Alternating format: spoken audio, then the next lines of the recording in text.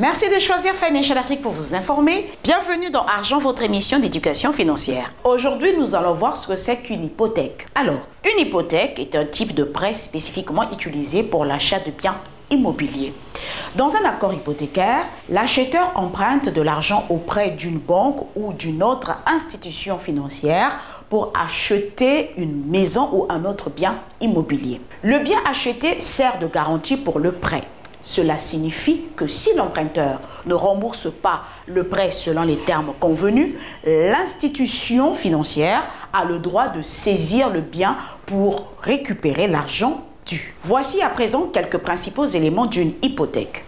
Premièrement, le capital. C'est le montant initial de prêt hypothécaire qui correspond généralement au prix d'achat du bien immobilier, moins l'apport personnel de l'emprunteur. L'intérêt, c'est le coût d'emprunt du capital exprimé en pourcentage. L'intérêt peut être fixe, ce qui signifie qu'il reste constant pendant toute la durée de l'hypothèque, ou encore variable, ce qui signifie qu'il peut changer à des intervalles spécifiés. La durée, c'est la période sur laquelle le prêt doit être remboursé. Les hypothèques ont généralement des durées allant de 15 à 30 ans, bien que des termes plus courts ou plus longs puissent être disponible. Le paiement. L'emprunteur s'engage à effectuer des paiements réguliers, généralement mensuels, qui comprennent une partie du capital et des intérêts. Ces paiements peuvent également inclure des montants pour l'assurance de propriété et les taxes financières qui sont souvent mis en réserve dans un compte escrow. Parlons à présent du droit de saisie. Si l'emprunteur ne parvient pas à effectuer les paiements hypothécaires, le prêteur peut engager une procédure de saisie qui lui permet de prendre possession